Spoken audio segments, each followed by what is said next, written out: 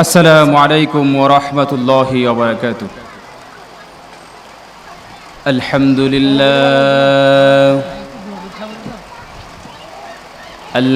لله الذي هدانا إلى صراط مستقيم، والصلاة والسلام على أشرف الأنبياء والمرسلين وعلى آله وأصحابه وأهل بيته أجمعين، ونشهد أن لا إله إلا الله وحده لا شريك له، لا شبه له ولا مثل له، لا وزير له ولا مشير له. ونشهد أن سيدنا وسندنا وأولانا ومولانا وحبيبنا وحبيب ربنا وطبيب قلوبنا محمدا عبده ورسوله، أرسله بالحق بشيرا ونذيرا وداعيا إلى الله بإذنه وسراجا منيرا. أما بعد، فقد قال الله تعالى في كلامه المجيد وفرقانه الحميد: أعوذ بالله من الشيطان الرجيم، بسم الله الرحمن الرحيم. قالوا سبحانك لا علم لنا إلا ما علمتنا إنك أنت العليم الحكيم. وقال رسول الله صلى الله عليه وسلم: سبعة يظلهم الله تعالى في ظله يوم لا ظل إلا ظله: إمام عادل وشاب نشأ في عبادة الله، إلى آخر الحديث، أو كما قال عليه الصلاة والسلام. সবাই আমরা মুহাব্বতের সাথে দরুদ শরীফ পড়ি। আল্লাহুম্মা সাল্লি আলা মুহাম্মাদ ওয়া আলা আলি মুহাম্মাদ كما صليت على إبراهيم وعلى آل إبراهيم إنك حميد مجيد. اللهم بارك على محمد وعلى آل محمد كما باركت على إبراهيم وعلى آل إبراهيم إنك حميد مجيد. सबक फिर पर सखावत का, शुजाअत का, अदालत का लिया जाएगा तुझसे खिदमत। फिर ये दुनिया की इमामत का लिया जाएगा तुझसे खिदमत। फिर ये दुनिया की इमामत का। अल्हम्दुलिल्लाह, सर्वप्रथम से महान रब्बुल आलमीনের দরবারে শুকরিয়া জ্ঞাপন করছি, যিনি আমাদেরকে একটি দ্বীনি মজলিসে, একটি দ্বীনি মাহফিলে বসার তৌফিক দান করেছেন। আমরা সবাই অন্তরের অন্তঃস্থল থেকে কালিমাতুশ শুকর পাঠ করি আলহামদুলিল্লাহ। অধ্যকার কাসিমুল উলুম তাহফিজুল কোরআন মাদ্রাসার বার্ষিক মাহফিলের সম্মানিত সভাপতি, মুআজ্জাজ মোহতারাম অতিথিবৃন্দ, সামনে উপস্থিত মুসল্লিয়ানে কেরাম, এবং আমার প্রাণপ্রিয় যুবক ভাইয়েরা, আজকে আমাকে যে বিষয়ে কথা বলতে বলা হয়েছে সেই বিষয় হচ্ছে দ্বীন প্রতিষ্ঠায়, ইসলাম প্রতিষ্ঠায় যুবক ভাইদের করণীয় কি, যুবকদের করণীয় কি, কি কাজ, যুবকরা কি করবেন, কি করলে আমরা এই ভূমিতে পুনরায় ইসলাম প্রতিষ্ঠা করতে পারবো, এই বিষয়ে আমাকে মুখতাসার কিছু কথা বলতে বলা হয়েছে। সময়ও খুব কম, খুব স্বল্প কথা হবে ইনশাআল্লাহ তাআলা। আমরা প্রত্যেকেই চেষ্টা করব মনোযোগ সহকারে শোনার জন্যে। যে মুফিদ উপকারী কথাগুলো আলোচনা হবে, আল্লাহ সুবহানাহু ওয়া তাআলা যেন সর্বপ্রথম আমাকে এবং আমরা যারা শুনছি প্রত্যেককে আমল করার তৌফিক দান করেন, আমিন। আমি মুত্তাফাকুন আলাইহি থেকে একটি হাদিসের কিয়দাংশ পাঠ করেছি। মুত্তাফাকুন আলাইহি হচ্ছে যেই হাদিসটা ইমাম বুখারী এবং ইমাম মুসলিম তাদের উভয়ে নিজেদের কিতাবে এনেছেন, এমন হাদিসকে মুত্তাফাকুন আলাইহি বলা হয়। এই হাদিসটা বিশুদ্ধ হওয়ার ব্যাপারে বড় বড় দুজন ইমাম একমত। এমন একটা হাদিসে আল্লাহ রাসূল সাল্লাল্লাহু আলাইহি ওয়াসাল্লাম 7 ধরনের ব্যক্তিদেরকে সুসংবাদ দিয়েছেন, কাল কিয়ামত দিবসে এই 7 ধরনের মানুষরা আরশের নিচে স্থান পাবেন। আমরা আজকে এই হাদিস পুরো আলোচনা করব না। এই হাদিসের থেকে যে গুরুত্বপূর্ণ অংশটুকু আলোচনা করার ইচ্ছা পোষণ করেছি, যেখানে রাসূল করিম সাল্লাল্লাহু আলাইহি ওয়াসাল্লাম স্পেশালভাবে যুবকদেরকে উদ্দেশ্য করে কথা বলেছেন, যুবকদের ব্যাপারে বিশেষ করে কথা বলেছেন। সেই বিষয়টুকু আমরা আলোচনা করার চেষ্টা করব ইনশাআল্লাহ তাআলা। রাসূল করিম সাল্লাল্লাহু আলাইহি ওয়াসাল্লাম বলেছেন, কাল কিয়ামত দিবসে সূর্য যখন মাথার উপরে হবে, জমি যখন তামার মতো গরম হয়ে যাবে, ঠিক সেই মুহূর্তে ওই সমস্ত যুবকরা আল্লাহ তাআলার আরশের নিচে নিরাপদে এয়ার কন্ডিশনে স্থান পাবে, আরামদায়ক ছায়ায় তারা স্থান পাবে। ওয়াশাবুন নাশাআ ফি ইবাদাতিল্লাহ, যেসব যুবকরা নিজেদের যৌবনকে আল্লাহ তাআলার ইবাদতে ব্যয় করে, সুবহানাল্লাহি ওয়া বিহামদিহি। তাহলে 7 ধরনের ব্যক্তিদের মধ্যে রাসূল করিম সাল্লাল্লাহু আলাইহি সাল্লাম খাস করে বিশেষ করে যুবকদের এই বিষয়টা আলোচনা করেছেন। কেন?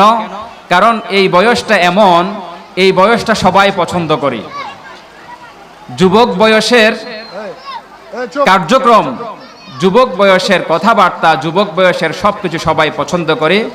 আমাদের খালিক মালিক রাজ্জাক হিসেবে আল্লাহ সুবহানাহু ওয়া তাআলা যুবক বয়সের কার্যক্রম ইবাদতকে অধিক পছন্দ করেন। বিদায় আমরা যদি যুবক অবস্থায় আল্লাহ তাআলার ইবাদত করতে পারি, আশা করা যায় আমরা ইনশাআল্লাহ তাআলা আরশের নিচে স্থান পাব। এখন প্রশ্ন হচ্ছে, ইবাদত কাকে বলে? ইবাদত তো করব, ইবাদত কাকে বলে? ইবাদতের দুটো প্রকার আমাদের কাছে আছে, কিন্তু আমরা একটা প্রকার সম্পর্কে অবহিত এবং এই প্রকারকেই একমাত্র ইবাদত মনে করি। ব্যক্তিগতভাবে সালাত আদায় করা, যাকাত দেওয়া, হজ করা, উমরা করা, নফল সাদাকা করা, জিকির আজকার করা ইত্যাদি ইত্যাদি, এটাকে আমরা ইবাদত মনে করি এবং আমাদের জনসমাজে এটাকেই একমাত্র এবং একক ইবাদতের পয়েন্ট মনে করা হয়। এ কারণে যেখানে ইবাদতের কথা বলা হয়, এতটুকুতে আমরা যারা আছি আমরা খুবই স্বস্তি ফিল করি, অনুভব করি যে আমরা তো ইবাদতের মধ্যে আছি। কিন্তু ইবাদতের আরেকটা প্রকার আছে, সেটা হচ্ছে আল্লাহর জমিনে আল্লাহর দ্বীনকে প্রতিষ্ঠার জন্য সর্বোচ্চ পর্যায়ের চেষ্টা করা, এটাও একটা ইবাদতের অন্তর্ভুক্ত। এই ইবাদতের প্রকারটা আমাদের জানা না থাকার কারণে বা বহুল আলোচনা না থাকার কারণে আমরা এটাকে ইবাদত হিসেবে গণ্য করি না, বা আমাদের সেকুলার মিডিয়াগুলো এই কাজটাকে ইসলামের জন্য কিছু করা, ইসলামের জন্য চেষ্টা ফিকির করা, ইসলামের জন্য দাওয়া দেওয়া, ইসলামের জন্য মানুষকে আহ্বান করা, প্রচেষ্টা চালানো, ইসলাম প্রতিষ্ঠার জন্য প্রস্তুতি নেওয়া ইত্যাদি ইত্যাদি সব কিছুকেই তারা খারাপ হিসাবে আমাদের সমাজে উপস্থাপন করার চেষ্টা করে। এ কারণে আমরা সেগুলোকে ইবাদত মনে করি না। আল্লাহ সুবহানাহু ওয়া তাআলা পবিত্র কোরআনের সূরা যারিয়াতের 56 নম্বর আয়াতে বলেন, ওয়ামা খলাকতুল জিন্না ওয়াল ইনসা ইল্লা লিয়াবুদুন, আমি জিন এবং ইনসানকে সৃষ্টি করেছি একমাত্র ইবাদতের উদ্দেশ্যে। এই যে ইবাদত, একই জায়গায় দেখেন এখানেও ইবাদতের কথা বলা হয়েছে, ওখানেও ইবাদতের কথা বলা হয়েছে। এই আয়াতের ব্যাখ্যায় যদি আমরা সূরা বাকারার 30 নম্বর আয়াতের দিকে যাই, আল্লাহ তাআলা বলেন,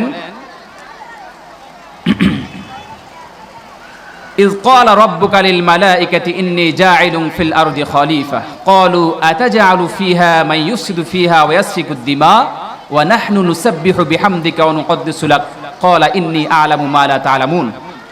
মানব সৃষ্টির প্রথম সময়ের দিকেও যদি আমরা তাকাই, আমরা দেখতে পাবো আল্লাহ তাআলা যখন ফেরেশতাদেরকে বলেছিলেন আমি মানুষ সৃষ্টি করতে চাই, ফেরেশতারা বলেন কেন, মানুষ সৃষ্টি করার কি দরকার? নাহনু নুসাব্বিহু, আমরা তো আপনার তাসবিহ পাঠ করছি, ওয়া নুকদ্দিসু লাক, আপনার পবিত্রতা আমরা বর্ণনা করছি। তাহলে আবার নতুন করে ব্যক্তিগত এই কাজগুলো করার জন্য আবার মানুষ সম্প্রদায়ের সৃষ্টির কি প্রয়োজন?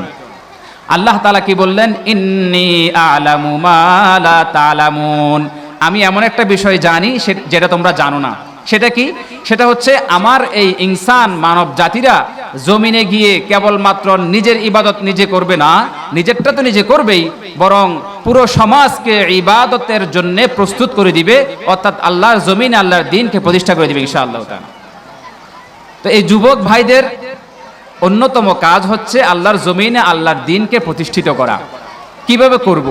করণীয়গুলো আমাদের কি, এই বিষয়ে আমরা অল্প আলোচনা করব ইনশাআল্লাহ তাআলা। সর্বপ্রথম আমরা দুটা প্রকারে ভাগ করব করণীয়গুলো। এক নাম্বার হচ্ছে ব্যক্তিগত করণীয়, আরেকটা হচ্ছে সামষ্টিক করণীয়। ব্যক্তিগত করণীয়তে সর্বপ্রথম করণীয় হচ্ছে আমরা আল্লাহ তাআলার যত প্রকারের অবাধ্যতা আছে, নাফরমানি আছে, গুনাহ আছে, সবকিছু ছেড়ে দেব ইনশাআল্লাহ তাআলা। এই কথাটা কি আমরা বুঝতে পারছি? আল্লাহ তাআলার যত প্রকার অবাধ্যতা আছে, যত প্রকার গুনাহ আছে, আল্লাহ তাআলার পক্ষ থেকে নিষিদ্ধ বিষয় আছে, সেগুলোকে আমরা ছেড়ে দিতে হবে, এক নাম্বার। দুই নাম্বার হচ্ছে আল্লাহ তাআলার পক্ষ থেকে আদেশকৃত প্রতিটা বিষয়কে পুঙ্খানুপুঙ্খ রূপে নিজে আগে আমল করতে হবে। সর্বপ্রথম আমরা সালাত থেকে শুরু করি। 5 ওয়াক্ত সালাত আমি নিজে আগে আদায় করতে হবে। 5 ওয়াক্ত সালাত আদায় করার জন্য যে মাসআলা মাসাইলগুলো জানা দরকার, সেগুলো আমাকে আগে জানতে হবে। 5 ওয়াক্ত সালাত আদায় করার ক্ষেত্রে ভুল ত্রুটি হয়ে যায় এমন বিষয়গুলো আমাকে পরিহার করতে হবে।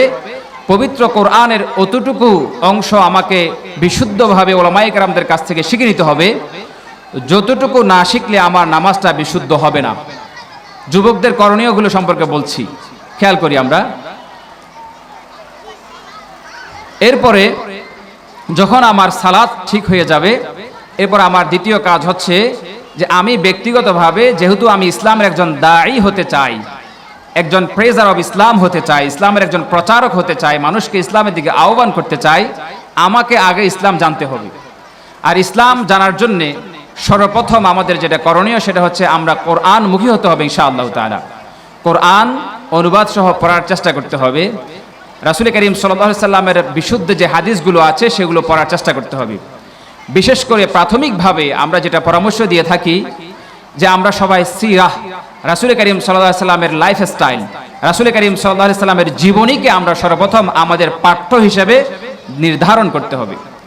সিরাতের একটা গ্রন্থ আদ্যপান্ত পরিপূর্ণ একটা গ্রন্থ আগে পড়ে ফেলতে হবে, যে রাসূল করিম সাল্লাল্লাহু আলাইহি সাল্লামের লাইফস্টাইলটা কেমন ছিল, এটা আমাকে আগে জানতে হবে।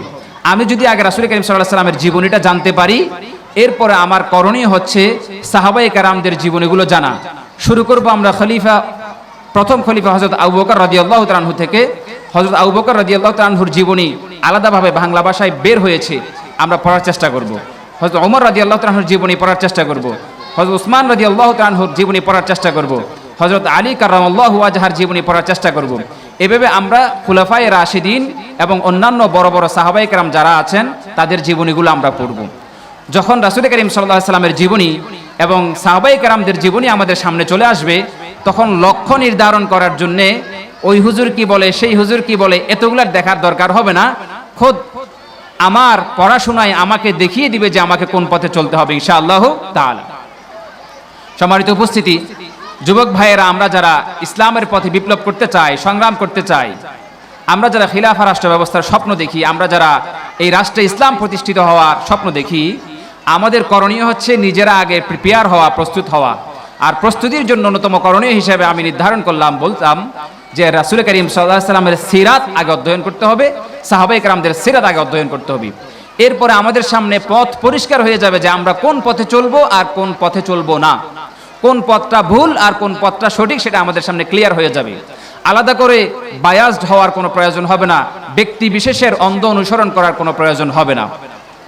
আল্লাহ সুবহানাহু ওয়া তাআলা আমাদের এই যুব সমাজকে রাসূল করিম সাল্লাল্লাহু আলাইহি ওয়াসাল্লামের সিরাত এবং সাহাবায়ে কেরামদের সিরাত তথা জীবনীমুখী হওয়ার তৌফিক দান করেন, আমিন। সম্মানিত উপস্থিতি, এতটুকু করার পরে ব্যক্তিগতভাবে আমি যখন ইসলাম সম্পর্কে মোটামুটিভাবে জানলাম, পবিত্র কোরআনের গুরুত্বপূর্ণ আয়াতের অনুবাদগুলো জানলাম, হাদিসের অনুবাদগুলো জানলাম, রাসূল করিম সাল্লাল্লাহু আলাইহি ওয়াসাল্লাম সিরাত পড়লাম, সাহাবায়ে কেরামদের সিরাতটা যখন আমি পড়লাম, তখন মোটামুটিভাবে আমি কিছু জিনিস জানছি। এখন আমার করণীয় হচ্ছে আমি আমার ও আনজির আশিরাতাকাল আকরাবিন, নিকটবর্তী ব্যক্তিদেরকে দাওয়াত দেব, যার সাথে আমার মুহাব্বত আছে, যার সাথে আমার হৃদ্রতা আছে, যার সাথে আমার ভালোবাসার সম্পর্ক আছে। দ্বীনকে উপলক্ষ করে আমরা পরস্পরকে যাকে মুহাব্বত করি, তাকে আমি আমার এই বিষয়টা দেওয়ার চেষ্টা করব, বোঝানোর চেষ্টা করব, মুহাব্বতের সাথে বলার চেষ্টা করব। তাকে সিরাতের একটা গ্রন্থ হাদিয়া দেব, রাসূল করিম সাল্লাল্লাহু আলাইহি সাল্লামের সিরাতের একটা গ্রন্থ কিনে তাকে আমি এটা হাদিয়া দেব যে ভাই তুমি এটা পড়ো। এভাবে আমি আস্তে আস্তে আমার আশপাশের লোক যারা আছে তাদেরকে সিরাতমুখী করার চেষ্টা করতে হবে, কারণ এই সমাজটা একটা জাহিলিয়ায় আক্রান্ত সমাজ। এই সমাজের ব্যাপারে ইমাম সাইয়্যিদ কুতুব রহমতুল্লাহি আলাইহি বলেছেন যে এই সমাজের রন্ধ্রে রন্ধ্রে জাহিলিয়াত প্রবেশ করে আছে। এই সমাজের জাহিলিয়াতকে দূর করার জন্য রাসূল করিম সাল্লাল্লাহু আলাইহি সাল্লামের লাইফ স্টাইলের আলো ছাড়া অন্য কোনো কিছু আমাদের সামনে নেই। সুতরাং রাসূল করিম সাল্লাল্লাহু আলাইহি সাল্লামের জীবনী থেকে আমরা এই সমাজের আলো খুঁজে পাবো, কিভাবে আমরা এই সমাজকে আলোকিত করতে পারবো। সম্মানিত উপস্থিতি, আমি এভাবে সচেতনতার জন্যে মানুষকে সিরাতের গ্রন্থগুলো পাঠ করাবো এবং আমালের ক্ষেত্রে যেটা আমাদের করণীয় সেটা হচ্ছে আমরা যারা সালাত আদায় করি, আমরা যারা মোটামুটিভাবে আমরা নামাজ কালাম পড়ার চেষ্টা করি, তারা আমরা জামাআহবদ্ধ হওয়ার চেষ্টা করব, ঐক্যবদ্ধ থাকার চেষ্টা করব। আমাদের এই ঐক্যবদ্ধতার মূল থাকবে দ্বীন, ইসলাম, এবং আমরা পরস্পরের সাথে আলাপ আলোচনা করব, কথাবার্তা বলবো কিভাবে আমরা আরো বেশি দ্বীনের জ্ঞান অর্জন করতে পারি এই বিষয়ে। এবং এই বিষয়ে আমাদের ছোট ছোট সার্কেল হতে পারে, ছোট ছোট কিছু সার্কেল হতে পারে যার সাথে যার পরিচয় আছে, সম্পর্ক আছে, যে আমরা কয়েকজন পরস্পরের সাথে আমরা যোগাযোগ রাখবো, পরস্পরকে সালাতের ব্যাপারে উদ্বুদ্ধ করব। ফজরের নামাজের সময় আমি ফোন দিয়ে আমার বন্ধুকে জাগিয়ে দেব যে বন্ধু চলো নামাজের সময় হয়ে গেছে। আমরা যারা নিয়মিত নামাজি তাদের কিন্তু অনেক সময় ফজর ছুটে যায়। যারা শুক্রবারে শুধু 2 রাকাত পড়ে তাদের ব্যাপারে বলছি না, আমরা যারা নিয়মিত 4 ওয়াক্ত পড়ি তাদের অনেক সময় ফজর ছুটে যায়। তো সেই ক্ষেত্রে দ্বীনী ভাইদের জন্য সবচেয়ে বড় কল্যাণকর কাজ যেটা হতে পারে যে ফজরের সময় ফোন দিয়ে জাগিয়ে দেওয়া। এটা হচ্ছে আমার সর্বপ্রথম করণীয়। যেই ভাই আমার ফজরের সালাতে শরীক হতে পারে না, সে আমার রাষ্ট্রে ইসলাম প্রতিষ্ঠার সংগ্রামে কখনো অংশগ্রহণ করতে পারবে না। এই কারণে তাকে আগে ফজরের সালাতের সাথী বানাইতে হবে। ঠিক আছে ইনশাআল্লাহ? খুব কঠিন কাজ হবে এটা? খুব কঠিন না। আপনার হয়তো ফোনে কিছু টাকা খরচ হবে, আপনি আগে থেকে একটা কি রাখবেন, প্রিপারেশন রাখবেন যে এই মাসে আমি 100 টাকা খরচ করব ফোনে ফজরের নামাজে শুধু বন্ধুদেরকে ডাকার জন্য। আমি আমার 5 জন বন্ধুকে ডাকবো প্রতিদিন, আমি আমার 3 জন বন্ধুকে ডাকবো প্রতিদিন। এভাবে আপনি নিয়ত করে রাখেন, আগে থেকে একটু বলে রাখবেন যে ভাই আমি আপনাকে ফজরের সময় ডাকবো। আপনি যখন ফজরের সালাত আদায়ের জন্য কিছু সাথী পাবেন, তাদেরকে আপনি আপনার বিপ্লবের সাথী বানাইতে পারবেন ইনশাআল্লাহ তাআলা। এই কারণে ভাইয়েরা, যুবক ভাইয়েরা, আমরা কর্মপন্থা খুঁজে পাই না কিভাবে কাজ করব। আমি যদি সমাজে একজন থাকে দ্বীনের বুঝের, তো আমাকে এই একজনকেই কাজ করতে হবে। আল্লাহ সুবহানাহু ওয়া তাআলা এই পুরো সমাজের জন্য আমাকে জবাবদিহি করবেন।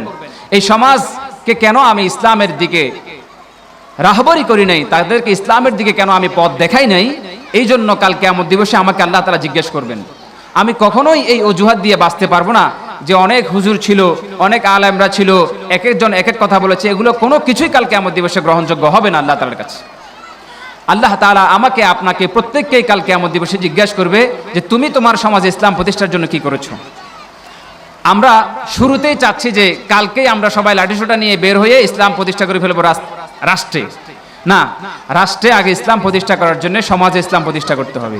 সমাজ আগে ইসলাম প্রতিষ্ঠা করার জন্য নিজের পরিবার ইসলাম প্রতিষ্ঠা করতে হবে, নিজের পরিবার আগে ইসলাম প্রতিষ্ঠা করার জন্য নিজের মধ্যে আগে ইসলাম প্রতিষ্ঠা করতে হবে। এ কারণে আজকের এই মুহূর্তে আমাকে ভাবতে হবে যে ইসলামের কতটা পার্সেন্টেজ অনুযায়ী যদি আমি হিসাব করি, কয় পার্সেন্টেজ আমি আমল করি, আমি বিশ্বাস করি। এ কারণে সর্বপ্রথম আগে নিজে খালিস এবং মুখলিস একজন দিনদার মানুষ হওয়ার সর্বোচ্চ পর্যায়ের চেষ্টা করতে হবে, আল্লাহ তাআলার কাছে দোয়া করতে হবে। আমি যখন আমার ভিতরে মোটামুটিভাবে দিনের বুঝ নিয়ে আসতে পারবো, তখন আমি আমার পরিবারের লোকদেরকে উদ্বুদ্ধ করব যে আপনারাও দিন অনুযায়ী চলার চেষ্টা করুন। কখনোই পরিবারের লোকদের ক্ষেত্রে দিন পালনের জন্য কঠোরতা করা, জোর জবরদস্তি করা, এটা কখনোই উচিত না। কারণ আমাদের এই সমাজ ইসলামী রাষ্ট্র ব্যবস্থার সমাজ না, এই সমাজ সম্পূর্ণরূপে জাহিলিয়া আক্রান্ত সমাজ। আমার বড় ভাই, আমার ছোট ভাই, আমার বাবা, আমার বোন, আমার মা, আমার দাদা দাদি, আত্মীয় স্বজন, চাচারা, জ্যাঠারা সবাই পরিপূর্ণরূপে দিন সম্পর্কে বুঝে না, জানে না। তাদেরকে আমি তিফলে মুক্তব মনে করতে হবে।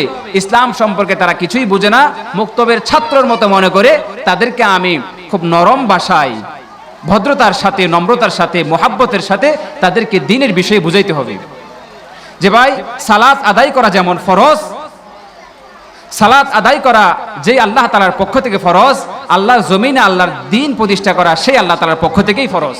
আল্লাহ তাআলা বলেছেন, ইনিল হুকমু ইল্লা লিল্লাহ, যে হুকুম দেওয়ার অধিকার, অর্ডার দেওয়ার অধিকার একমাত্র আল্লাহ সুবহানাহু ওয়া তাআলা। কিন্তু আমরা সেই হুকুম দেওয়ার অধিকার অন্যদেরকে দিয়ে দিয়েছি, মানুষদেরকে দিয়ে দিয়েছি। এ কারণে আল্লাহ তাআলা আমাদেরকে বিজয়ী করছেন না। এটা অনেক দূরের বিষয়, এটা করতে আমাদের অনেক সময় লাগবে। কিন্তু আমরা সর্বপ্রথম পদক্ষেপটা আমার নিজ থেকে শুরু করতে হবে। যখনই আমরা বলি যে নিজ থেকে শুরু করতে হবে, তখনই আমরা হতাশ হয়ে যাই। ভাইয়েরা হতাশ হয়ে যায়, দিনী ভাইয়েরা, যে না, এত লেংদি প্রসেসে তো হবে না। আপনি খুব ভালো করে চিন্তা করতে হবে যে রাসূল করিম সাল্লাল্লাহু আলাইহি ওয়াসাল্লাম মক্কায় প্রথম দিনে কিন্তু জিহাদের ঘোষণা দেননি, দিয়েছেন? দেননি। তিনি কি করেছেন? মক্কায় 13টি বছর দাওয়াত দিয়েছেন, তার মধ্যে আবার প্রথম 3 বছর গোপনে দিয়েছেন। সুবহানাল্লাহি ওয়া বিহামদিহি। রাসূল করিম সাল্লাল্লাহু আলাইহি ওয়াসাল্লামের লাইফস্টাইল আমাদের জন্য সুন্নাহ, আমাদের জন্য অনুসরণীয়। আপনি বিপ্লব করবেন, রাসূল সাল্লাল্লাহু আলাইহি ওয়াসাল্লামের সিরাতের দিকে তাকান। আপনি রাষ্ট্র চালাবেন, রাসূল করিম সাল্লাল্লাহু আলাইহি ওয়াসাল্লামের সিরাতের দিকে তাকান।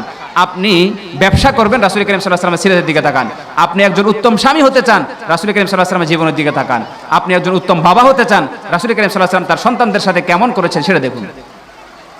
তাহলে আমরা যারা দাওয়াহ দেব, আমরা যারা আমাদের সমাজকে ইসলামমুখী করতে চাই, সর্বপ্রথম করণীয় কিন্তু আমাকে আগে পরিপূর্ণরূপে কি হতে হবে?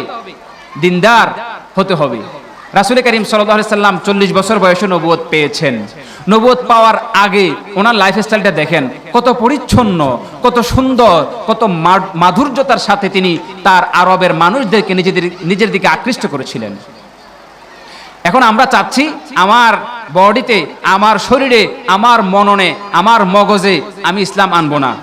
আমি চাচ্ছি বাড়ি দিয়ে আগে কি রাষ্ট্রের চেয়ারে ইসলাম প্রতিষ্ঠা করব। Impossible to be done. এটা হওয়া কখনোই সম্ভব না যতক্ষণ না পর্যন্ত আমরা নিজেরা কি না হব, পরিবর্তন না হব। আল্লাহ তাআলা ওয়াদা করেছেন তাদের সাথে যারা নিজেদেরকে পরিবর্তন করবে। আল্লাহ তাআলা ঈমান এবং তাকওয়ার সাথে আসমান এবং জমিনের বারাকাতের ওয়াদা করেছেন। এখন আমরা যদি ঈমান এবং তাকওয়াওয়ালা হতে না পারি, তাহলে আমাদের সমাজকে আমরা কখনোই ঈমান এবং তাকওয়ার সবক দিতে পারবো না। আমি নিজেই ঠিকমতো ইসলামের রুলসগুলো পালন করি না, অন্যদেরকে দাওয়াত দিলে তারা গ্রহণ করবে না। এ কারণে আমাকে আগে সর্বপ্রথম একজন সাচ্চা মুমিন মুসলিম হতে হবে। এ কারণে করণীয় হচ্ছে আমি যেন আগে সঠিক পথে চলতে পারি, হক্কানি রব্বানি ওলামায়ে কেরামদের সাথে সুসম্পর্ক রাখা চাই। ওলামায়ে কেরামদের তত্ত্বাবধানে নিজেরা চলার চেষ্টা করবো ইনশাআল্লাহু তাআলা। ওলামায়ে কেরামদের কাছে মাশওয়ারা চাইবো, পরামর্শ চাইবো যে আমরা আমাদের ব্যক্তিগত জীবন, আমরা আমাদের পারিবারিক জীবন কিভাবে সুন্দর করতে পারি, ইসলামিক করতে পারি, এই বিষয়টা আমরা তাদের কাছ থেকে জানতে চাইবো। তারা আমাদেরকে যেই দিক নির্দেশনা দিবেন সেই অনুযায়ী আমরা চলার চেষ্টা করবো ইনশাআল্লাহু তাআলা। যখন আমি আমার ব্যক্তি জীবনে ইসলাম নিয়ে আসতে পারবো, এরপর আমি আমার পারিবারিক জীবনে ইসলাম নিয়ে আসবো। পারিবারিক জীবনে যখন আমি ইসলাম নিয়ে আসতে পারবো, তখন আমি আস্তে আস্তে আমার ফ্রেন্ড সার্কেল, বন্ধু মহল এবং আমার আত্মীয় স্বজনদের দিকে আমি আস্তে আস্তে আগানোর চেষ্টা করব। আপনি কল্পনা করুন, আজকে থেকে আমরা যদি এই মেহনতটা শুরু করি, আজকে থেকে 30 বছর পরে বাংলাদেশের 64 জেলায় যে গ্রামগুলো আছে 68,000 গ্রাম বা আরো বেশি গ্রাম আছে, প্রত্যেকটা গ্রামে যদি অল্প অল্প কিছু মানুষরা এই কাজটা শুরু করে, 30 বছর পরে এটার পরিধি বাড়বে না ইনশাআল্লাহ তাআলা। আমাদেরকে টার্গেট নিতে হবে যে আজকে থেকে 30 বছর পরে, 40 বছর পরে, 50 বছর পরে আমরা এই রাষ্ট্রে হাজী শরীয়তুল্লাহর এই ভূমিতে, তিতুমিরের এই ভূমিতে আমরা ইসলাম প্রতিষ্ঠা করবো ইনশাআল্লাহ তাআলা। আমি যদি কালকেই কিছু একটা করতে চাই, সেই ক্ষেত্রে আমি হতাশ হয়ে যাব। দেখেন, আল্লাহ তাআলা আমাদেরকে চেষ্টা করতে বলেছেন। আল্লাহ তাআলা আমাদেরকে বলেন না যে কালকে আমাদেরকে প্রতিষ্ঠা করতে হবে। তো আমরা চেষ্টাটা করব, বাকি এমন যেন না হয় যে আমি খুব দ্রুত চাইতে গিয়ে হতাশ হয়ে এরপর আমি নীরব হয়ে গেলাম। না, এটা করা যাবে না। এ কারণে যুবক ভাইয়েরা, আমরা ওলামায়ে কেরামদের সাথে ঐক্যবদ্ধ থাকার চেষ্টা করব। নিজেরা আমরা যে কোনো সঠিক যে ইসলামী সংগঠনগুলো আছে, দলগুলো আছে, সেগুলোর সাথে সম্পৃক্ত থাকার চেষ্টা করব।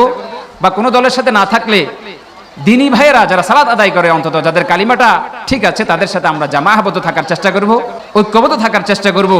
আমরা মাশওয়ারা করব, কথাবার্তা বলবো, পরামর্শ করবো, ওলামায়ে কেরামদের পরামর্শ নিয়ে আমরা চলার চেষ্টা করবো ইনশাআল্লাহ তাআলা। যখন আমাদের সমাজটা ইসলামী হয়ে যাবে, তখন আমরা আমাদের পাশের সমাজের দিকে তাকাবো যে সেই সমাজের পরিস্থিতিটা কি। যুবক ভাইয়েরা যদি নিজেদের চরিত্রকে বিশুদ্ধ করে নিতে পারে, ওয়াশাবুন নাশআ ফি ইবাদাতিল্লাহ, যুবক ভাইয়েরা নিজেদের চরিত্র যদি বিশুদ্ধ করতে পারে, সেই সমাজে ইফতেজিং হবে না, সেই সমাজে মাদকের কারবার চলবে না, সেই সমাজে খুন রাহজানি দর্শন হবে না। তাহলে সেটা একটা ইসলামী সমাজ হয়ে যাবে ইনশাআল্লাহ তাআলা। এভাবে আমাদের 68,000 গ্রাম যদি আস্তে আস্তে ইসলামের দিকে চলে আসে, আশা করা যায় আমরা খুব স্বল্প সময়ের ভিতরে নবাব সিরাজউদ্দৌলারা যেভাবে এই ভূমিতে ইসলাম অনুযায়ী রাষ্ট্র পরিচালনা করে গিয়েছিলেন, বাদশাহ আলমগীর রহমতুল্লাহি আলাইরা যেভাবে এই ভূমিতে ইসলাম প্রতিষ্ঠিত করে গিয়েছিলেন, বাদশাহ বাবররা রহিমাহুল্লাহ তাআলা যেভাবে এই ভূমিতে ইসলাম প্রতিষ্ঠা করে গিয়েছিলেন, সুলতান মাহমুদ গজনবী রহমতুল্লাহি আলাই এই ভূমিতে যেভাবে ইসলাম নিয়ে এসেছিলেন, ইখতিয়ারউদ্দিন মুহাম্মদ বিন বখতিয়ার খলজি রহমতুল্লাহি আলাই যেভাবে এই ভূমিতে ইসলাম নিয়ে এসেছিলেন, মুহাম্মদ বিন কাসিম রহমতুল্লাহি আলাই মাত্র 17 বছর বয়সে যেভাবে এই ভূমিতে ইসলাম নিয়ে এসেছিলেন, আমরা ইনশাআল্লাহ তাআলা আমাদের এই সমাজকে পুনরায় ইসলামী সমাজ বানাতে পারবো ইনশাআল্লাহ তাআলা। তাহলে আমরা আমাদের লাইফস্টাইলকে, পরিবারের লাইফস্টাইলকে, সামাজিক লাইফস্টাইলকে চেঞ্জ করার জন্য এখন থেকে প্রত্যেকেই, এটা কখনোই মনে করবো না যে এটা হুজুরদের কাজ, এটা কখনোই মনে করবো না যে এটা শুধুমাত্র যারা তাবলীগ করে তাদের কাজ, বা যারা সংগঠন করে, ইসলামী সংগঠন করে তাদের কাজ না, এটা আমরা যারা মুসলিম আমাদের প্রত্যেকের কাজ। আপনি দেখুন সূরা বাকারা 30 নম্বর আয়াতের দিকে আল্লাহ তাআলা বলেছেন, ইন্নী জাইলুন ফিল আরদি খলিফা। আল্লাহ তাআলা শব্দ ব্যবহার করেছেন রিপ্রেজেন্টেটিভ, আল্লাহ তাআলা শব্দ ব্যবহার করেছেন খলিফা, অর্থাৎ আমরা আল্লাহ তাআলার প্রতিনিধি, এই জমিনে আমরা আল্লাহ তাআলার প্রতিনিধি। তাহলে এটা আমাদের ইন্ডিভিজুয়াল প্রত্যেক ব্যক্তির উপর পতিত হয়, প্রত্যেক ব্যক্তির উপর এটা আবশ্যক হয়। যদি আমি একজন মুসলিম হই, আল্লাহ তাআলাকে রব মানি, আমাদের প্রিয় নবী হযরত মুহাম্মদ মুস্তাফা সাল্লাল্লাহু আলাইহি সাল্লামকে রাসূল হিসেবে স্বীকার করি, তাহলে আমার আপনার প্রত্যেকের উপর এটা দায়িত্ব যে আমি আমার সমাজকে, আমার পরিবারকে, আমার ব্যক্তিগত জীবনকে আমি পরিপূর্ণরূপে ইসলামের দিকে নিয়ে আসবো, যাতে করে আল্লাহ সুবহানাহু ওয়া তাআলা আমাদের উপর সন্তুষ্ট হয়ে আল্লাহ তাআলা আমাদেরকে খিলাফা দিয়ে দেন। সম্মানিত উপস্থিতি, আমরা আলোচনার একেবারে শেষ পর্যায়ে চলে এসেছি। আমরা যে বিষয়টি উপস্থাপন করতে চেয়েছি যে যুবক ভাইয়েরা কিভাবে আমরা এই সমাজকে পরিবর্তনের চেষ্টা করব। সর্বপ্রথম আমি সামারি করছি আলোচনার, সর্বপ্রথম আমি নিজেকে ঠিক করব, আমার ব্যক্তিগত আমল, বিশেষ করে ফরজ সালাত, আমার লেনদেন, মানুষের সাথে আমার মুআমালাত, মুআশারাত, কথাবার্তা, আচার আচরণ সবকিছুকে ঠিক করতে হবে। আমি মসজিদে সালাত আদায় করলাম, বাহিরে এসে আমি গীবত সমালোচনা করলাম, আমি বাহিরে এসে মানুষের সম্পদ নষ্ট করলাম, মানুষের সম্পদ দখল করলাম, আমি বাহিরে এসে খারাপ কাজ করলাম, ব্যবসা বাণিজ্যটা সঠিকভাবে করলাম না, আমি চুরিতে লিপ্ত হলাম, ডাকাতির সাথে সম্পৃক্ত হলাম, মাদকের সাথে সম্পৃক্ত হলাম, তাহলে কখনো আমার দ্বারা ইসলামী সমাজ হওয়া সম্ভব না। এ কারণে আমাকে আগে বিশুদ্ধ হতে হবে, এরপরে আমার পারিবারিক জীবনে পরিপূর্ণরূপে ইসলাম কিভাবে থাকে সেই বিষয়ে সর্বোচ্চ মনোযোগী হতে হবে। আমার অধীনস্থ মহিলারা পরিপূর্ণরূপে পর্দা করে কিনা, শরীরী পর্দা তারা পালন করে কিনা সেই বিষয়ে সর্বোচ্চ সচেতন হতে হবে। দায়ুজ, আমাদের সমাজে জনসাধারণরা দায়ুজ মনে করে যে মহিলা খোলা পোশাকে রাস্তায় বের হয়ে যায় তাকে বলে যে মহিলাটা দায়ুজ। আসলে হাদিসের পরিভাষায় দায়ুজ বলা হয়েছে পুরুষকে। ওই পুরুষ দায়ুজ যেই পুরুষের অধীনস্থ মহিলা বেপর্দা করে। আর রাসূল করিম সাল্লাল্লাহু আলাইহি সাল্লাম বলেছেন দায়ুস কখনো জান্নাতে প্রবেশ করবে না, সে জাহান্নামে যাবে। তাহলে আমরা যদি আমাদের পরিবারকে ঠিক না করতে পারি, কিভাবে আমরা আমাদের সমাজকে ইসলামের দিকে আনবো? আর আমরা যদি আমাদের সমাজকে ঠিক না করতে পারি, কিভাবে আমরা রাষ্ট্রে ইসলাম প্রতিষ্ঠা করব? এ কারণে আমরা প্রত্যেকেই ফিকির করি যে আমি চেষ্টা করে যাব আমার হায়াতের বাকি সময়টুকু, এবং আমি আমার সন্তানদেরকে আমার এই মিশনটা বুঝিয়ে যাব যে আল্লাহ তাআলা আমাদেরকে এই দুনিয়াতে পাঠিয়েছে তার খিলাফা, তার প্রতিনিধিত্ব করার জন্য। খিলাফা কি, তার দায়িত্ব কি? যে আল্লাহ তাআলা চান এই জমিনে তার হুকুম বাস্তবায়ন হবে। তার হুকুম বাস্তবায়ন করার জন্য আমাদেরকে চেষ্টা করতে হবে এবং আমাদের পরবর্তী প্রজন্মের কাছে এই ফিকিরটা পৌঁছে দিতে হবে। এটা একটা দাওয়া। আপনি লক্ষ্য করুন খিলাফায়ে বনু উসমানিয়ার দিকে। খিলাফতে উসমানিয়ার যে শাসকরা ছিলেন, একটি পরিবার, স্রেফ একটি পরিবারের সদস্যরা দীর্ঘ 600 বছর এই পৃথিবীতে নেতৃত্ব দিয়েছেন, রাজত্ব পরিচালনা করেছেন, খিলাফা পরিচালনা করেছেন। তাদের একটা কথা ছিল যে আল্লাহকে এক মানা, রাসূল করিম সাল্লাল্লাহু আলাইহি সাল্লামকে রাসূল হিসেবে স্বীকার করা, ইসলামকে পরিপূর্ণরূপে মানা এবং উসমানী পরিবারকে নেতৃত্বের আসনে রেখে আমাদেরকে দায়িত্ব চালিয়ে যেতে হবে। অর্থাৎ তারা প্রজন্ম থেকে প্রজন্মান্তরে নিজেদের যে চেতনা, নিজেদের যে ফিকির, নিজেদের যে মানহাজ, সেটা তারা তাদের পরবর্তী প্রজন্মদের অন্তরে, মন মগজের মধ্যে সেটা তারা প্রবেশ করিয়ে দিয়েছিলেন। কিন্তু আমরা একটা উদ্দেশ্যহীন প্রাণীর মতো পৃথিবীতে আসি, এরপরে বড় হই, পড়াশোনা করি, বিয়ে শাদী করি, বাচ্চা কাচ্চা হয়, এরপরে মরে যায়, শেষ। এটার জন্য আল্লাহ তাআলা আমাদেরকে পাঠান নাই, আল্লাহর জমিন, আল্লাহর দিন প্রতিষ্ঠা করতে পাঠিয়েছেন। আমি চেষ্টা করব যতটুকু পারি আমার সন্তানকে বুঝিয়ে যাব, ইনশাআল্লাহ তারা আরো বেশি দিনদার হবে, তাদের সন্তানরা আরো বেশি দিনদার হবে। একসময় আল্লাহ তাআলা আমাদের উপর সন্তুষ্ট হয়ে, আমাদের আখলাক আমলের উপর সন্তুষ্ট হয়ে আমাদের এই ভূমিকে আল্লাহ তাআলা খিলাফার উপযুক্ত মনে করলে আমাদেরকে তিনি খিলাফা দিয়ে দিবেন। আল্লাহ তাআলা ওয়াদা করেছেন, ওয়াদাল্লাহুল্লাযীনা আমানু লা ইস্তাখলিফান্নাহুম ফিল আরদ, জমিনে আল্লাহ তাআলা খিলাফা প্রতিষ্ঠা করে দিবেন। কখন? যখন আমরা নিজেরা এরকম ব্যক্তিগত পরিসর থেকে নিয়ে সামাজিক পরিসর পর্যন্ত পরিপূর্ণ মুমিন এবং মুসলিম হতে পারবো। আল্লাহ সুবহানাহু ওয়া তাআলা পবিত্র কোরআনের সূরা বাকারার 30 নম্বর আয়াতে যে কথাটি বলেছেন, ইন্নী জাইলুন ফিল আরদি খলিফা, সেই রিপ্রেজেন্টেটিভ, সেই খলিফা যেন আমরা প্রত্যেক ব্যক্তিই হতে পারি, সেই তৌফিক দান করেন। প্রত্যেক যুবক ভাইয়েরা, প্রত্যেক মুরব্বীরা, প্রত্যেক তরুণ কিশোররা আমরা যেন হতে পারি, এই প্রত্যাশা রেখে আমি আমার আজকের আলোচনা এখানে শেষ করছি। আল্লাহ তাআলা যেই কথাগুলো গুরুত্বপূর্ণ এবং মুফিদ, উপকারী, আমাকে এবং শ্রোতা যারা ছিলেন, উপস্থিত যারা ছিলেন, যারা শুনেছেন, প্রত্যেককে আমল করা তৌফিক দান করেন। ওয়া আখিরু দাওয়ানা আনিল হামদুলিল্লাহি রাব্বিল আলামিন।